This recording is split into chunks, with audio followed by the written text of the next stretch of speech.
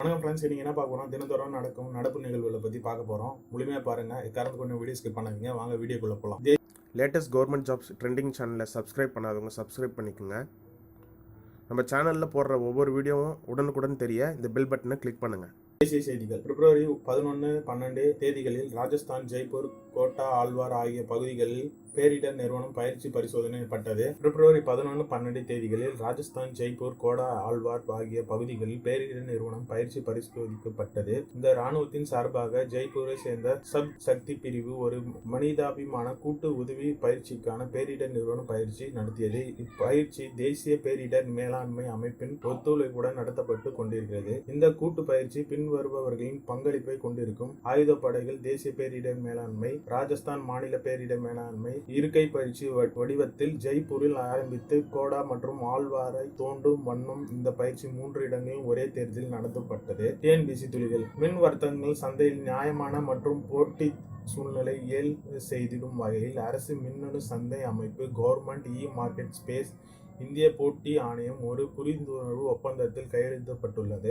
கேரளா உயர்நீதிமன்றம் வங்கி வாடிக்கையாளரின் சேமிப்பு கணக்கில் இருந்து அவர்கள் ஒப்புதல் அளிக்காமல் மேற்கொள்ளப்படும் பணம் எடுப்புகளின் காரணமாக வாடிக்கையாளருக்கு ஏற்பட்ட நட்டத்தினை பொறுப்பில் இருந்து வங்கியின் தன்மை விடுவித்துக் கொள்ள முடிவு என்று தீர்ப்பளித்திருக்கின்றது. இந்திய ரிசர்வ் வங்கி 2 கோடி ரூபாய்க்கு அதிகமாக வைப்புகளை மிக பெரிய தொகையை என்று வரையுற முடிய செய்துள்ளது. இந்த முந்தைய 1 கோடி ரூபாயிலிருந்து வரம்பை இரட்டிப்பாக்கியுள்ளது. இந்த நடவடிக்கை வங்கிகளின் செயல்பாட்டு சுதந்திரத்தை அதிகப்படுத்தும். செய்திகள். சென்னை மெட்ரோ ரயில் நிலைய உள் படைப்பின் காட்சி பகுதியை தரையின் அடியில் இயங்கும் 6 மெட்ரோ ரயில் நிலையங்களை திருப்பூரிலிருந்து காணொலியில் தொலைக்காட்சி மூலம் பிரதமர் துவக்கி வைத்தார். அவர் கீழ்காணும் வசதிகளுக்கும் அடிக்கல் நாட்டினார். சென்னை சர்வதேச விமான நிலையத்தின் நவீனமயமாக்கல் பகுதி, திருச்சிராப்பள்ளி விமான நிலையத்தில் புதிய ஒருங்கிணைக்கப்பட்ட நுழைவாய்வு கட்டிடம், திருப்பூர் 100 படுக்கை வசதிகள் கொண்ட தொழிலாளர் காப்பீட்டு மருத்துவமனை. மேலும் அவர் பிபிசியில் 800 கடற்கரை நிலைய கட்டமைப்பு முழுமையாக தன்னங்கி வசதி செய்யப்பட்டு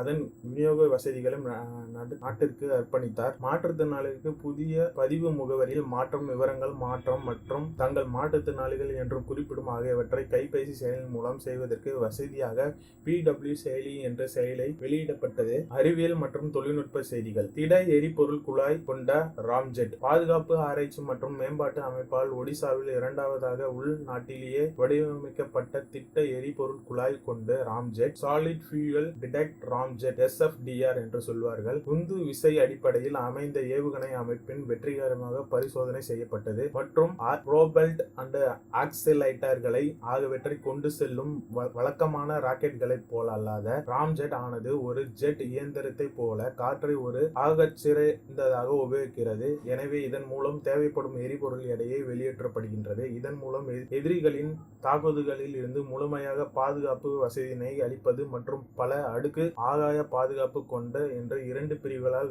வேகமான நீண்ட தூரம் செயல்கின்ற ஏவுகணை இந்தியா கொண்டிருக்கும் முடிவு. பிரபலமானவர்கள், விருதுகள் மற்றும் நிகழ்வுகள். திருக்குறளின் போர்வால் விருது. தமிழ் மொழி மற்றும் கலாச்சாரத்தின் பெருமை போற்றும் வகையில் செயல்பட்டமைக்காக சுதந்திரத்திற்கு பிறகான முதல் வட இந்தியர் என்ற வகையில் உத்தரகாண்டில் இருந்து தேர்ந்தெடுக்கப்பட்ட முன்னாள் பாராளுமன்ற உறுப்பினர், இந்து பேசும் நபரும் ஆகிய தருண் விஜய் திருக்குறளின் போர்வால் விருதிற்கு தேர்ந்தெடுக்கப்பட்டுள்ளார். உலக வானொலி தினம் பிப்ரவரி 13. பிப்ரவரி 13ஆம் தேதி அன்று ஐக்கிய நாடுகளில் கல்வி, அறிவியல் மற்றும் கலாச்சார அமைப்பின் UNESCO, the United Nations education, science and cultural organisation உலக வானொலி தினத்தை கொண்டாடியது. இந்த வருடத்திற்கான காத்திரு பேச்சுவார்த்தை, சகிப்பு தன்மை மற்றும் அமைதி என்பதாகும். The World Radio Day 13th Feb. Dialogue and Tolerance and Peace.